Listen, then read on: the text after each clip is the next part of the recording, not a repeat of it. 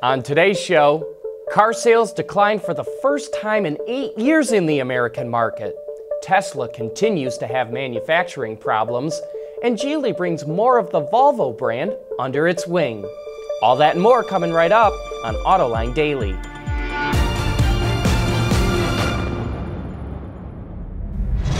This is Autoline Daily, the show for enthusiasts of the automotive industry.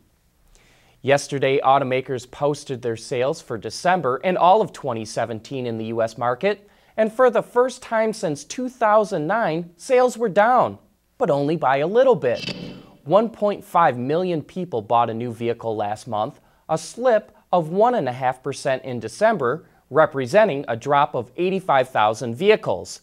The SAAR hit 17.7 million vehicles, a strong number, but down from 18 million a year earlier. Even so, you have to wonder how much the deep freeze and the blizzards that hit much of the country in late December kept people out of dealerships. And with the deep freeze stretching into January, it will probably hurt car sales this month as well. For the full year, automakers sold 17.1 million light vehicles, which represents a drop of 330,000 vehicles from the year before, which translates into a 1.9% decline. But the real story here is how the passenger car segment continues to crater. Car sales dropped by 793,000 vehicles in 2017. In fact, over the last 2 years, passenger car sales are down by a staggering 1.4 million units. Meanwhile, the truck segment continues to grow strong, with sales up by 463,000 trucks. Trucks now account for over 65% of all purchases. Amongst the major full-line manufacturers, General Motors saw its sales fall 1.4% for the year. But since the overall market declined 1.9%, GM actually picked up some market share. And so did Ford, which saw its sales drop 1.2%. Toyota actually eked out a small gain, but FCA sales dropped by a significant 8.4%. FCA has a lot of new product coming out this year, and it should be able to turn that around. Honda also eked out a small gain, but Nissan is really closing the gap.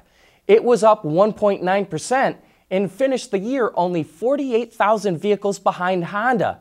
2018 could be the year where Nissan finally outsells Honda in the American market. Speaking of sales, Tesla could be doing a lot better if it could only build more Model 3s, and that's coming up next.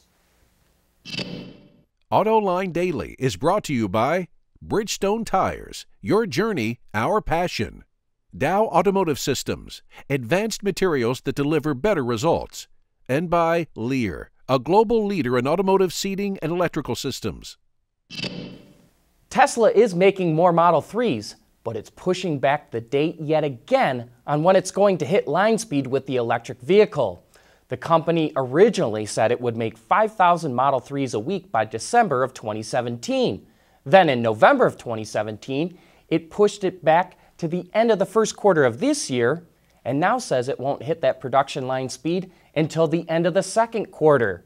It's currently making about 1,000 Model 3s a week, an improvement from November, and says it could likely make around 2,500 a week by the end of the first quarter. News of the delay sent Tesla shares down 2%. Here's a startup worth taking note of. Aurora is a company that focuses on artificial intelligence, deep learning, and robotics, and was founded by a group of guys with experience at Google, Tesla, and as far back as the early days of the DARPA Challenge. And it just announced partnerships with Volkswagen and Hyundai. Aurora and VW have already been working to install the startup sensors, hardware, and software into various vehicle platforms within the VW group. The end goal is to create a new worldwide mobility service that would allow customers to get a ride using an app or a virtual assistant. For Hyundai, it will first incorporate Aurora's technology into its new generation fuel cell vehicle that debuts at CES and will test it in markets like China. The Korean automaker also plans to commercialize Level 4 autonomous vehicles for smart cities by 2021.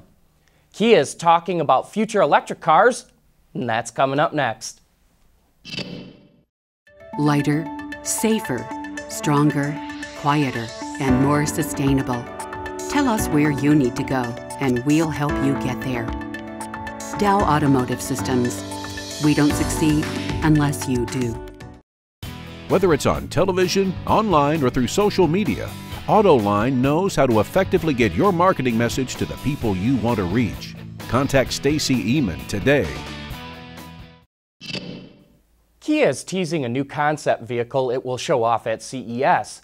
The currently nameless vehicle is powered by a battery electric powertrain, and it will showcase what Kia says is a, quote, never seen before human-machine interface and a new motion graphic lighting system. Kia didn't reveal much else, but we'll learn more next week when the car officially debuts. Volvo Cars and Volvo Trucks split into two separate companies back in 1999, but now they're being reunited. Chinese automaker Geely, which owns Volvo Cars, just acquired an 8.2% stake in Volvo Trucks, worth around $3.3 billion. Geely bought the shares from Cevian Capital, and it now makes Geely the largest shareholder in Volvo Trucks.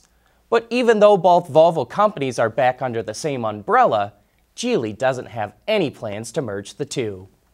And hey, don't forget to join us today for the first Autoline After Hours of 2018. John and Gary will be back, and our special guest is Rick Spina, the Executive Chief Engineer of Crossovers at General Motors. We'll have the new Buick Enclave in the studio, and James Ammon from Ward's Auto will also be joining us. Here's your opportunity to have a front row seat as we dive into the details of what it takes to develop a new vehicle. And with that, we come to the end of today's report. Thanks for watching, and please join us again tomorrow.